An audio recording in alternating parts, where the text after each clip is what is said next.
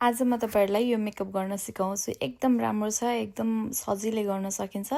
पहिला म एल्फको colour corrector लिएर म मेरो फेसलाई थोरै डार्क स्पट्सहरुलाई करेक्ट गर्छु।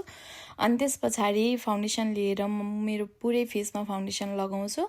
अनि हुडा ब्युटीको यो कन्सिलरले म मेरो हाई पोइन्ट्सलाई हल्का हाइलाइट गर्छु।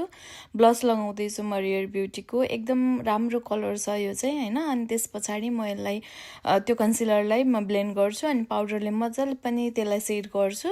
अनि फुल फेसलाई सेट गर्छु अनि थोरै पाउडर लाएर म बेक गर्नलाई छोड्दिन्छु एकछिन।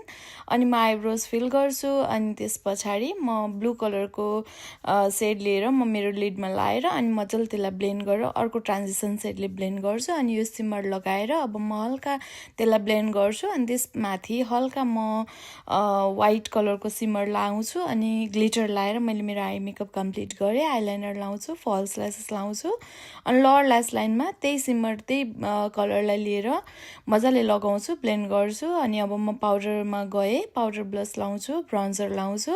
एकदम सजिलो छ, तपाईहरुले मजाले हेर्नुभयो भने बुझिन्छ हैन। एकदम सजिलो यसलाई गर्न सकिन्छ। हुडा ब्युटीको यो अहिलेको नयाँ आएको सेटिङ स्प्रेले फेस सेट गर्छु। यो मेरो फाइनल लुक।